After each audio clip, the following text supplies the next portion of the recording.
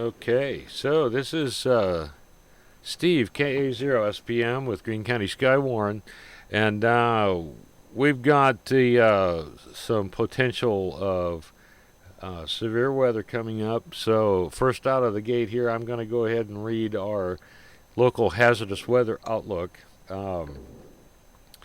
So, this hazardous weather outlook is for portions of the Missouri Ozarks and extreme southeast Kansas. Day one this afternoon and tonight. The weather hazards expected are limited lightning risk. So, scattered showers with a few embedded thunderstorms will be possible today. No severe weather is expected. Breezy south winds may gust to near 30 miles per hour at times today, especially over western Missouri and southeast Kansas. Uh, so, starting Tuesday, a stronger system will affect the area Tuesday into Tuesday night, with the potential for some strong to severe storms in the afternoon and evening. The main threats will be large hail and damaging winds, along with cloud-to-ground lightning. There will be also a small tornado risk in the late afternoon and early evening, with the supercells and within eventual line of storms during the evening. Another breezy day is expected Wednesday with some of the gusts to 30 miles per hour. There is also the possibility of isolated thunderstorms over portions of central Missouri. So we've got a possibility that we will not be activating spotters at this time, but that will be something that will be looked at as time goes along. And we do have a special guest with us this evening. This is Cade. And Cade, good to have you aboard on the live stream tonight. And first of all, I want you go ahead and introduce you and your own YouTube channel that you have, because we want to make sure that folks know about it. So go ahead with what you got for us.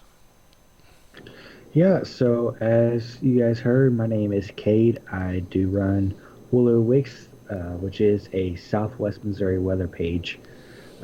Probably one of the more active ones. You don't see a whole lot of action as far as use younger age, and this page is really one of the more intense ones.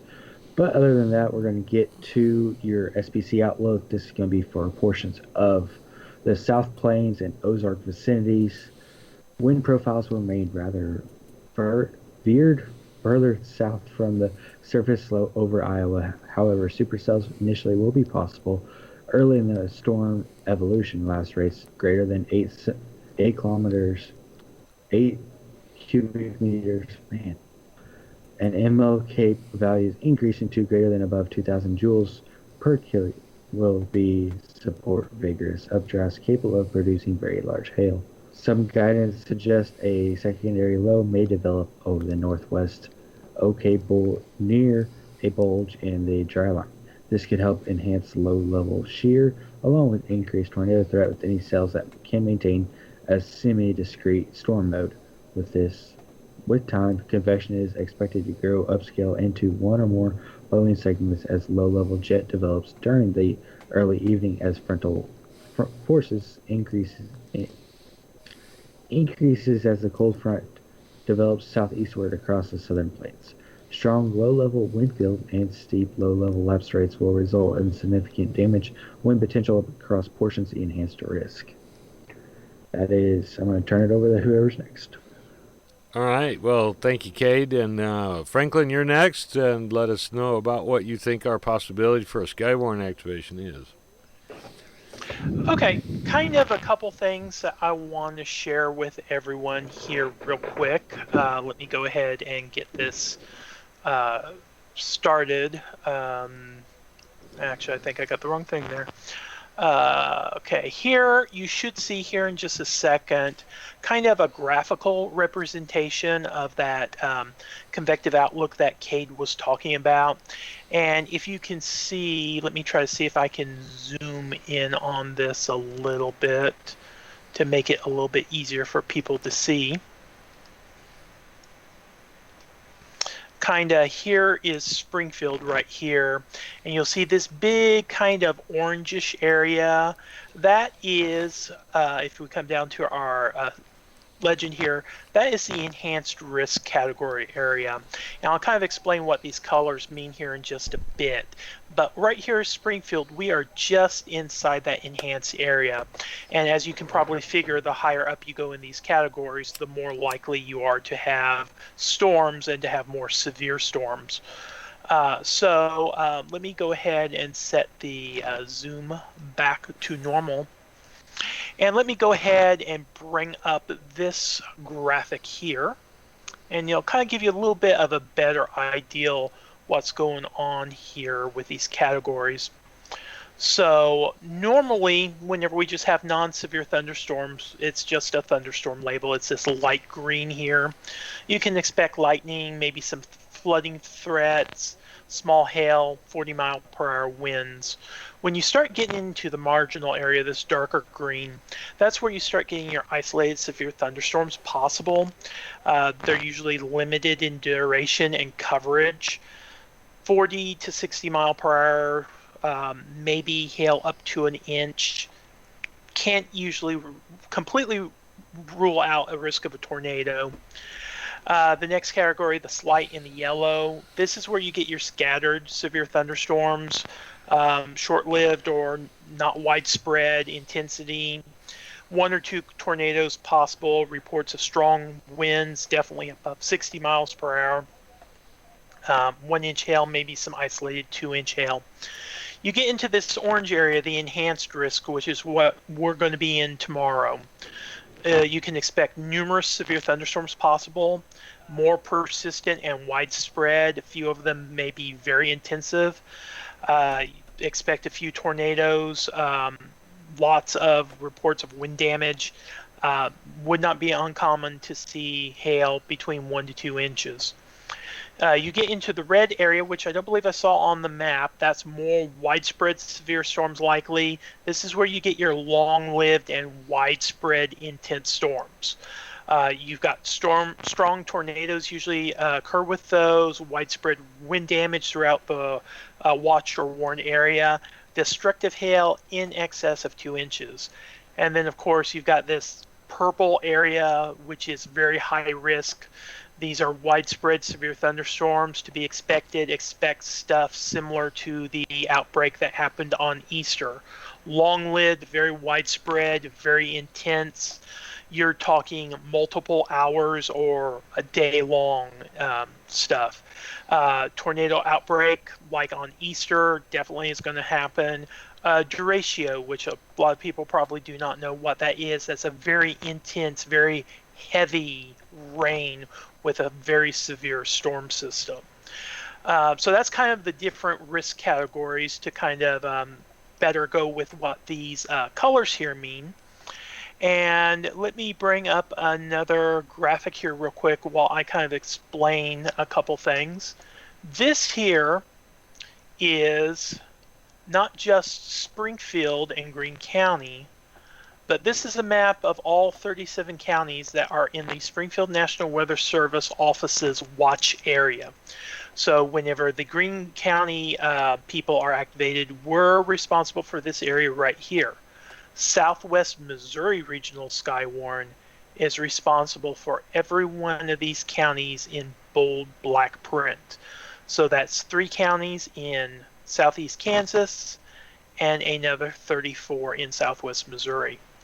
So a couple of the things that make me think that we may potentially have some severe weather tomorrow is down here in that convective outlook that Cade was talking about. It was mentioning CAPE values, and that's kind of a measurement of how much energy is in the atmosphere. Anything over 1,000 joules per kilogram can cause thunderstorms, and the closer that you get to 3,000 or more, that means the air is just really supercharged, really juicy. It's got a lot of energy there. Now, is there going to be the instability to take advantage of that energy and really fire off thunderstorms? Maybe, maybe not. A couple of the models are kind of disagreeing with that right now. We may possibly end up having a bust or boom event, as Cade was saying earlier before we started the live stream. I would be watching for these Cape values, see if they go up, see what the air is like out in front of them as they're coming into Southwest Missouri. Also see what develops. Are they discrete supercells? Are they long segments? Which you can get tornadoes out of those.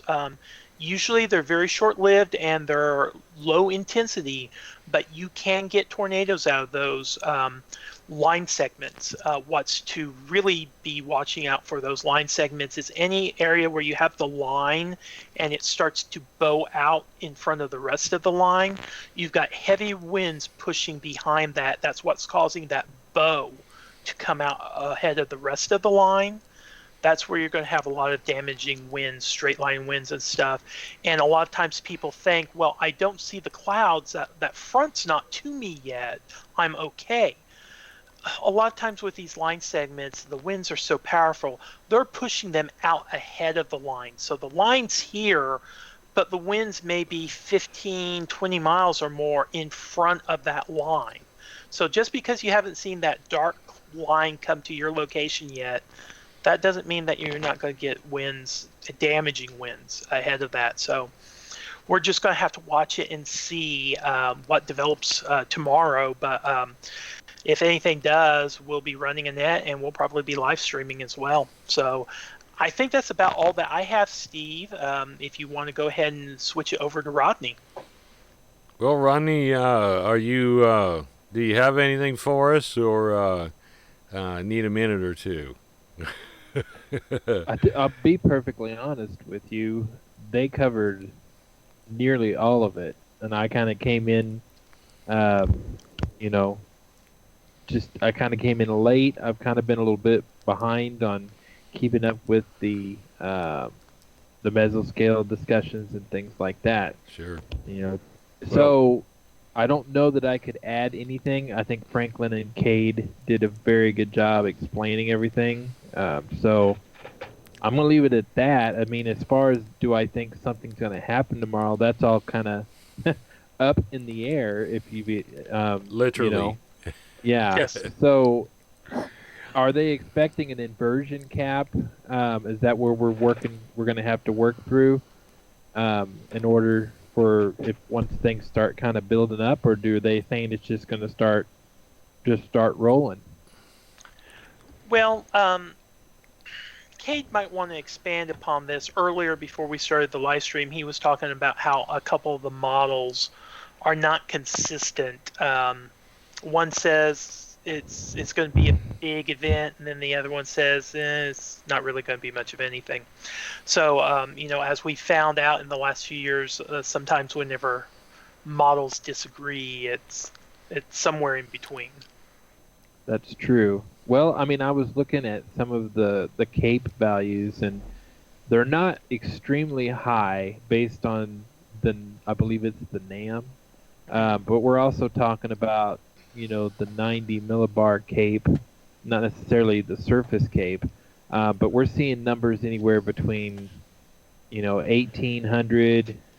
I'm not seeing anything in the twos, which, again, that could easily change once the dew point kind of starts building up. But, I mean, I can see now why they put us in the enhanced risk, simply because, and it feels as if Springfield has got the highest amount. Again, this is all based on models, and this can change in 24 hours. So that's one of the things about it. Well, and in my humble opinion as a spotter, like you said, everything is up in the air. Now, I will let everybody in on a little secret. We do have a weather team meeting tomorrow at 10, which is live. However, not on YouTube Live. The SWMO Skywarn YouTube page is going to carry a at noon, we're going to be going live with some analysis of what they know, what they've reported to us as how things are going. Because to be honest, everybody here has noticed that every once in a while we'll have a, oh boy, here it comes, and then, well, that one kind of missed us this time.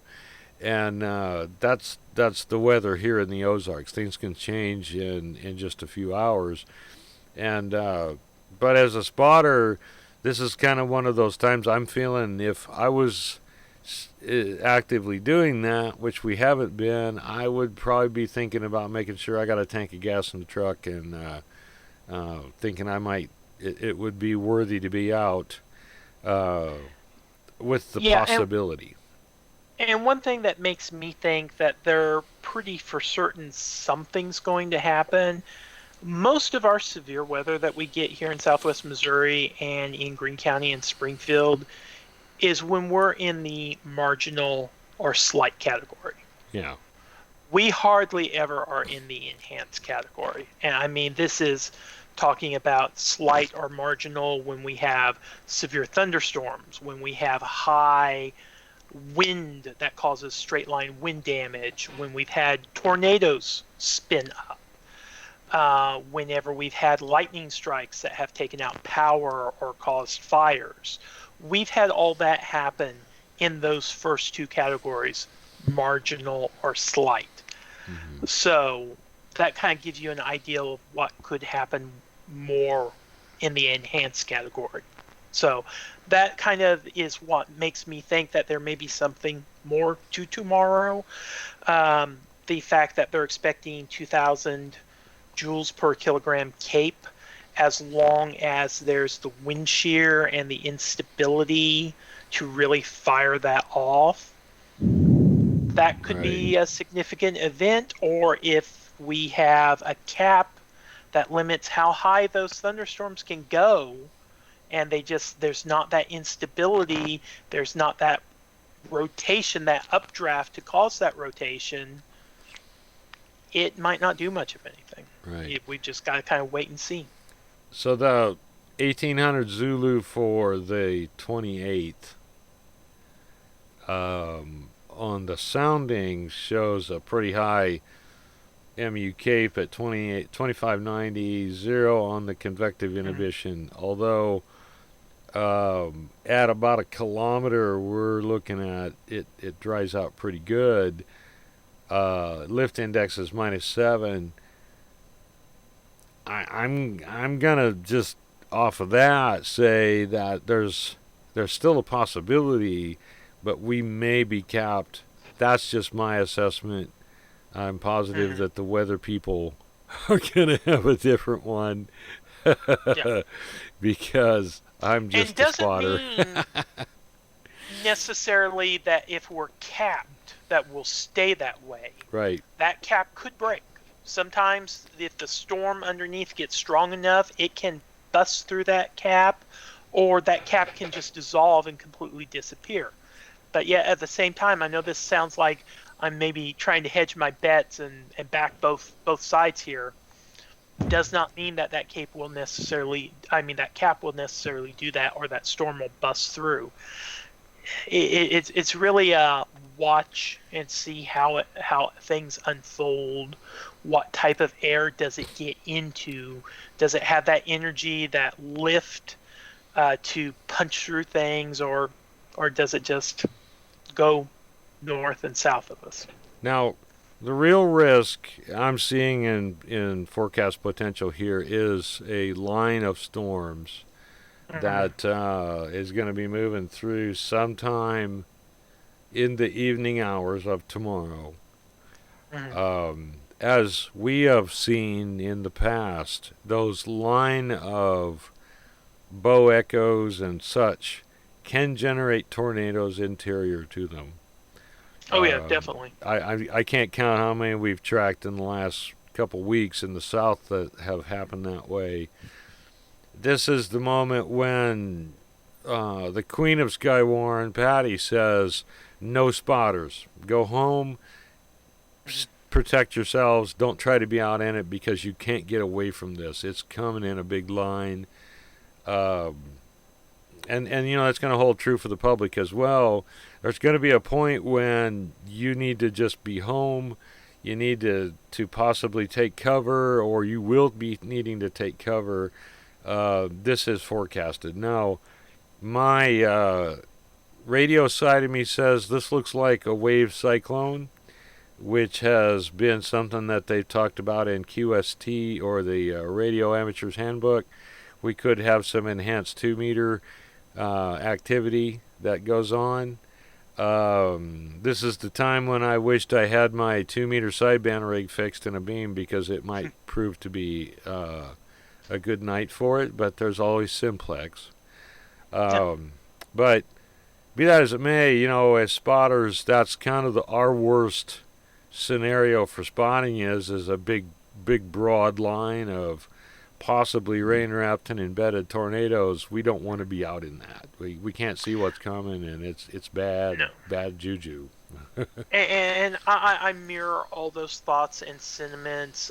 You know, I always want spotters to get good information to turn into the National Weather Service so that they can better see what's going on, how these things function, so they can better forecast stuff. But I never want a spotter to put themselves in a position where they are in danger. And, you know, like you said, big long line, where do you go to get out of the way of it? Yeah.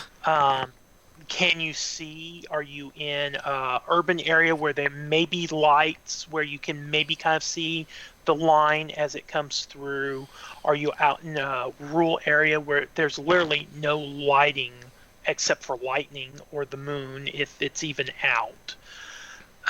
Is this a high precipitation storm? Are these tornadoes wrapped in rain where even if you had the bright sunlight shining on it, you still couldn't see it? Right. That's just all a recipe for disaster waiting to happen. Right. Well, we've heard from all of us, and Cade, what's your final thoughts as we kind of do a 73 round? Well, looking through this, just adding on to what you guys got to say, do you remember Missouri's still technically under the stay-at-home order? Yes. Us net controls we are not pushing for public activation. Right. We have enough police and fire and EMS crews to be able to do it efficiently, but kind of this same event's taken me back about a year ago, actually. This would have been April 30th. We were at the 16:30 Zulu time outlook. We were sitting in the enhanced risk, almost the same exact size in Southwest Missouri. I don't know how many, but later on that day they bumped us up to the moderate risk. But this was after, I believe there was already 2 tornadoes. I believe when they bumped that up, I believe there was already one in Miller, and then one in the Rocky Comfort / Wheaton area. But even though the tornado risk is a little bit higher last year, the wind and the hail threats are pretty much identical. But once again, we're not really going to push for public activation. Once again, it's going to be a band line of storms. If you're going to be there, you're going to have to ride it out. These storms are fast moving. All the models are predicting them being fast moving. They are going to be moving from a different way. All the models are projecting them moving from our northwest instead of our southwest or our due west. So they will be moving in from, I'm trying to remember what's northwest of Springfield. Ash Grove. Probably Nevada, Ash Grove. Yeah. Golden City when you get further out. Yeah. Greenfield. Greenfield, yes. But really, those areas are going to be the areas we're going to have to start watching. Which good thing is there's not terrible radar up there at Kansas City, and then the crossover with Topeka and Wichita. So we have good radar coverage at least over that way. But we're going to have to watch for those bows pushing out and the couplets inside those bow lines. That's how come we have our 5% tornado risk. Okay. All right. Well, thank you, sir. Appreciate that. And Rodney, what do you got for us on your 73 round? Well, again, it's going to be a matter of being weather aware. Just follow you know, the forecast, because we all know that things can change at the drop of a hat. And bottom line, we will be there in some shape or form, whether it be live here or on the radio, or whether it be through social networking and things like that. We want to be here to give as much information so that the public and property can be safe. That's really what it comes down to. Um, as far as us being chasers and things like that, when you have scenarios like this, like what they were saying earlier, you really don't want to put yourself in harm's way when there's a good chance there could be a rain wrapped tornado somewhere or whatnot. So all I can say is, if you are going to go out there or anything like that, you want to definitely keep everything in caution. Have your radar with you. If you're a ham radio operator, make sure you've got your radio, and just use some common sense and don't get hurt. That's really what we want to make sure everybody's aware of. So as far as my 73 rounds, I just wish everybody luck, and hopefully things won't get too bad tomorrow. But if they are, we will try to be there for you as things progress. 73. All right. Thanks, Rodney. Appreciate that. Franklin, go ahead with your 73 round. Just kind of to echo what everyone else has said, we've got the potential there tomorrow. Definitely do be weather aware. Follow your local news media, whether that be radio or television. Listen to what their weather forecasters are saying. If you've got a weather radio, make sure it's plugged in. Make sure you've got batteries in it in case the power goes out. Maybe turn that weather radio on and listen to what the automated message is saying throughout the day, what they're thinking might happen in your area. Then reset it so that whenever a warning comes for your area, it will go ahead and sound. Definitely on the spotters, Missouri's still under a stay-at-home order. We are not pushing spotters to go out. In fact, we are not requiring spotters or requesting them to go out. Neither is the National Weather Service. If you do go out, it is on your own. We would rather you stay at home, stay safe, not only from the storms, but from coronavirus. Spot from home. You can get a lot of good information from spotting from home as you see the storm move past your location. So we will be watching. We'll be in and out of National Weather Service chat, I'm sure, seeing what the meteorologists are saying, watching radar, being in touch with our local spotters. And as everyone said, something fires up, we'll definitely be on the repeaters, doing an active net. We'll be here live streaming if we can. And we'll just go from there. So that's about all that I've got for this evening. I thank everyone else for participating tonight and people watching, and just wish everyone 73s or best regards. All right, Franklin, thank you very much for that. And all of you guys, definitely, like everyone has said, pay attention to your media reports. We do have a large number of people that do spot from home, so there's no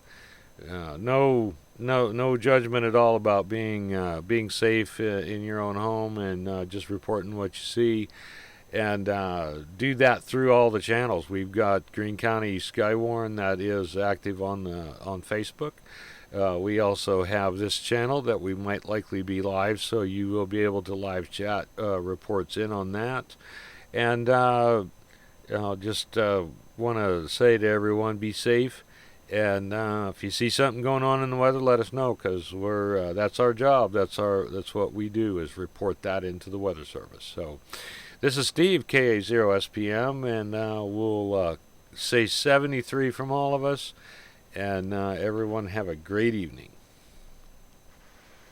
Bye. Bye.